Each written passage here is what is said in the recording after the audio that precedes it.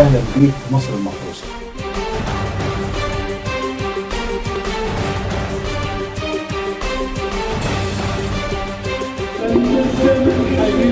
بقول لك ما عندناش خلاف، ما عندناش فلوس. عاوزه ايه من الفن؟ هل الشهره؟ هل النجاح؟ تحيه شهداء ثوره 25 يناير. انا ادعو الشعراء جميعا الى محبه الشعر.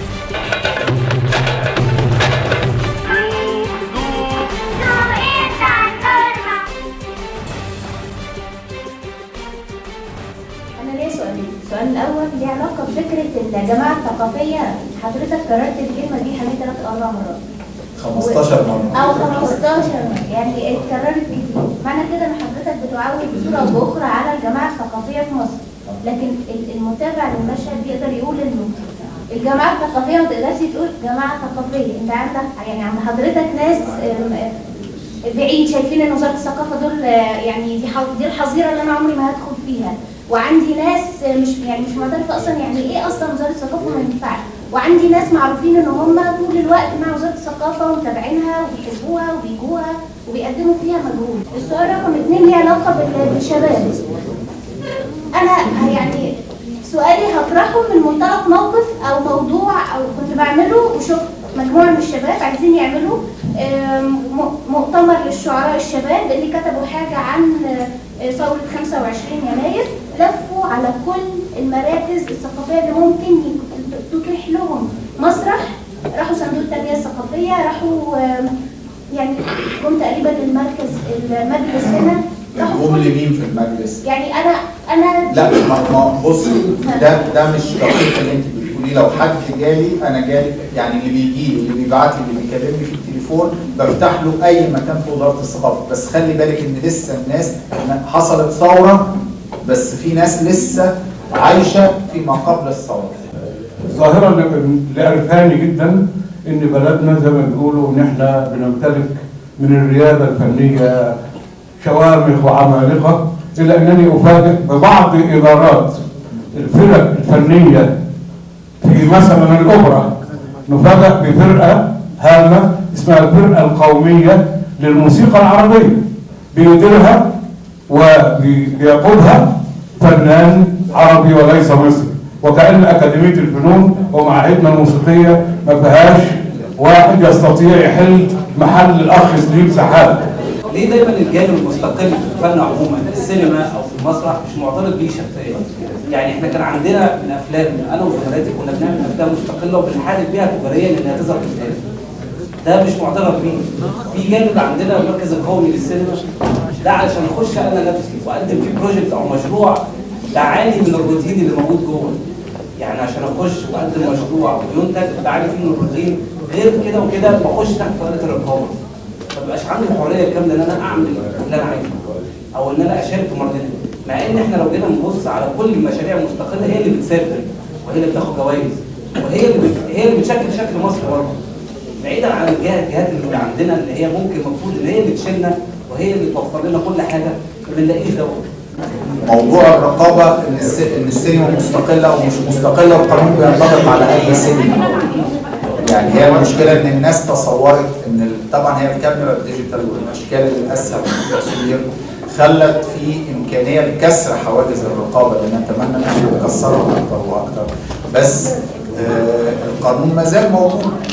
بيظهر وقت ما حد يحب يطلعه، بيجي يقول لك انت ما جبتليش السيناريو عشان يجاز قبلها، ما خدتش ترخيص تصوير قبل ما تصور، فبالتالي مش هدي لك ترخيص عرض.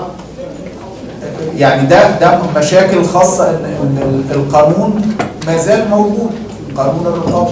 النقابه في مشكله بينها وبين من هم ليسوا اعضاء في النقابه، ودي مشكله برضو اللي راحت فين الجماعه الثقافيه سرحان. لا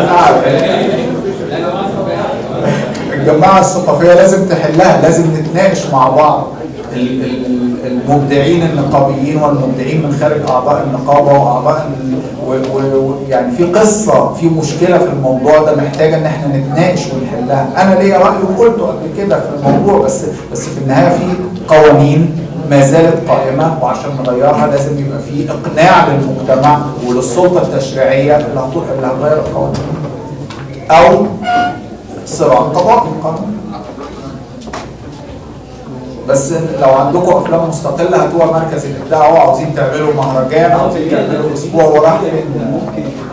بالنسبه لمهرجان السينما ما انا قلت ده في الاول. دكتور انا كنت عايزه اسال حضرتك بخصوص مجالس الاداره اللي هتبقى في البيت الفني، هيبقى شكلها ايه بالظبط؟ هيتم اختيارها ازاي؟ وبعدين الاعتراضات على فكره الفنان القدير دي كتيره جدا. اوكي انا عارفه، بس انا يعني محتاجه برضه يعني اكد اسمع من الدكتور تاني، لانه الفنان القدير هي درجه وظيفيه في البيت الفني، هي تحولت لدرجه وظيفيه ما هيش درجه ابداعيه. واغلب الموظفين كلهم بيتكلموا في نفس الفكره يعني. اوكي وبرضه مجلس الاداره عايز اعرف هو هيتم اختياره ازاي؟ حضرتك قلت ان هو هيبقى فيه شباب وفي ناس كبيره، عايز اعرف ده هيبقى ازاي؟ المعايير اللي هيبقى اختيار بيها ده. وبعدين احنا قلنا التجريبي هيؤجل السنه دي، مش هيبقى فيه تجريبي. طيب في القومي اللي هو محلي، ده هيبقى التعامل معاه ازاي بالظبط يعني؟ كل ده هيدرس لسه بضوء الموازنات اللي جايه، بس القومي ان شاء الله نقدر نعمله. القومي للسينما طبعا مش ممكن هيتعمل في ابريل، بس بنشوف فريق انا عارف بقول لك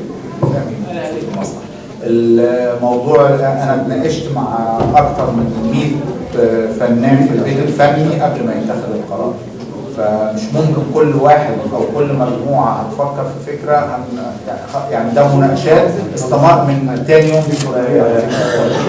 كلفت فيه في الوزاره، وانا بقعد مع ناس من البيت الفني، وده كان الاتفاق اللي اتفقنا عليه. وهي تجربه، ده قرار بيتنفذ. القرار ده بعد سنه من تولي هؤلاء هيعاد التقييم. والله طلع فكره الفنان قدير غير ملائمه، نبقى نشوف امكانيه. كان في عهد الوزير السابق بن فاروق حسني كان في زياره مع الوزير عبد العزيز فوجا، وكان في تعاون مشترك لتفعيل التبادل الثقافي وإقامة ورش عمل لمستحقات المملكة في جميع التخصصات. هل ده هيفعل في الفترة القادمة؟ إذا كان في بروتوكولات موقعة، البروتوكولات الموقعة سارية مش مرتبطة بوزير. البروتوكول الموقع هو التزام بين دولتين، بغض النظر عن تغير شخص الوزير، الدولة ملتزمة بما تم التوقيع عليه. يعني انا ما راجعتش البروتوكولات اللي موجوده، بس في زميلي المستشار حسام نصار هو المسؤول عن ملف العلاقات الثقافيه الخارجيه، واكيد هيتصل يعني اذا كان في مواعيد محدده لده. ممكن تكون في حاجات ارجئت بسبب الظروف الاخيره، لكن كل البروتوكولات الموقعه هيتم تنفيذها. ينفع سؤال مش صح؟